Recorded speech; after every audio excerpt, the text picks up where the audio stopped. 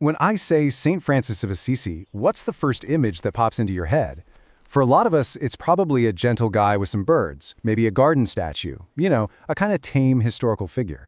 Well, today we're going to tear that image down. We're going to deconstruct it and uncover the surprisingly radical, countercultural, and honestly, intensely modern ideas of Francis and his partner in crime, Clare of Assisi.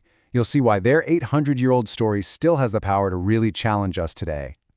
This quote, "This just hits the nail on the head, doesn't it? We've made Francis comfortable. We've made him safe. We put him in our gardens with the bunnies and the birds because it tames him.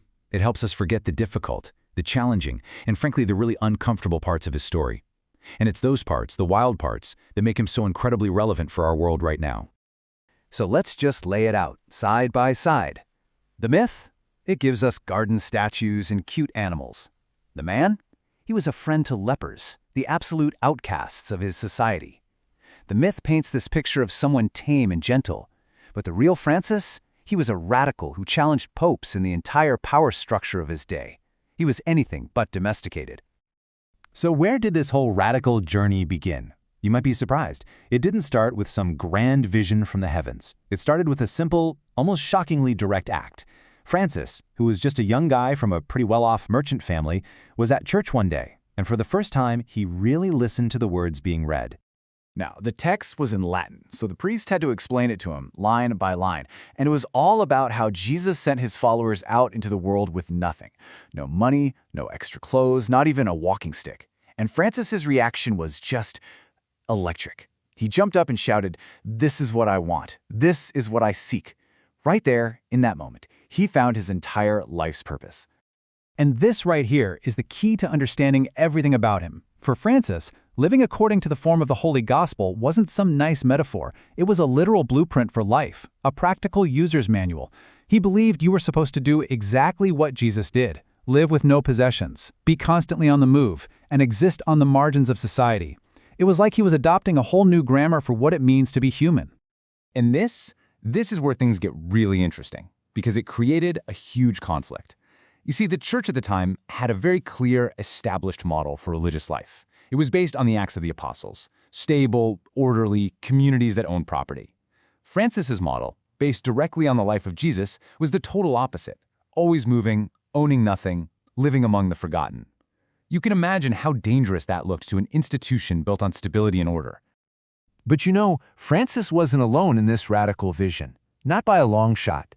His story is completely inseparable from the story of Clare, an aristocratic woman who became his most crucial partner.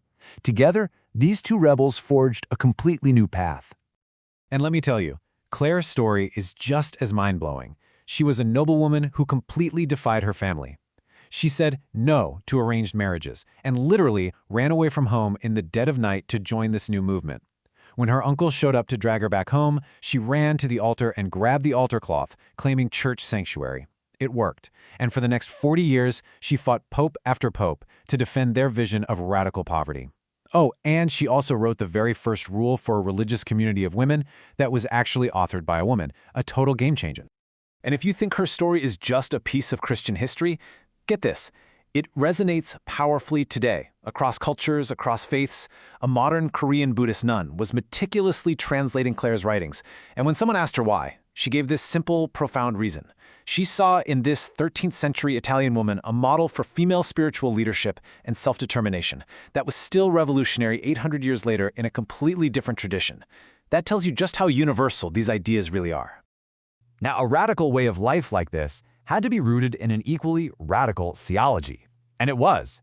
The Franciscan tradition offered a totally different way of seeing God, not as some solitary king on a throne, but as something far more dynamic, more relational. Okay, so while a lot of Western thought at the time was focused on the oneness of God, this supreme, self-sufficient individual, Francis was all about the Trinity. This famous icon is a great way to picture it. It shows God not as a monarch, but as a community of persons in a loving, flowing relationship around a table. And here's the kicker. If we are made in that image, then we are most ourselves, most like God, not when we're isolated individuals, but when we are deeply connected with others in a community of love. It changes everything. This relational view changed how they saw everything, even the central symbol of Christianity itself, the cross. For Francis and Claire, the cross wasn't just a story about pain and suffering. They saw it as the ultimate expression of what Claire called ineffable charity, a love so big, so profound, that it just gives itself away completely for the sake of connection. Francis felt this love so deeply that people would often find him just weeping in the mountains. And when they asked him, "Francis, why are you crying?" he would give this heartbreakingly simple answer: love is not loved. He saw this incredible world-creating love pouring out everywhere, but he felt like humanity just wasn't loving it back. So what does any of this have to do with us, here, now, in 2025? Why should we care about this medieval fool? Well, the Franciscan vision offers a powerful challenge to some of our most basic modern assumptions, right down to the very words we use. Now, as a linguist, this is where it gets really mind-blowing for me. A linguistic analysis of Francis's writings is just astounding. It shows that somewhere between 85 and 90% of his vocabulary is taken directly from the words spoken by Jesus in the Gospels. This wasn't just a spiritual choice. It was a disciplined, conscious linguistic project. Think about that. We know that language doesn't just describe our reality, it creates it. By deliberately restricting his vocabulary, Francis was performing a radical act of cognitive reengineering.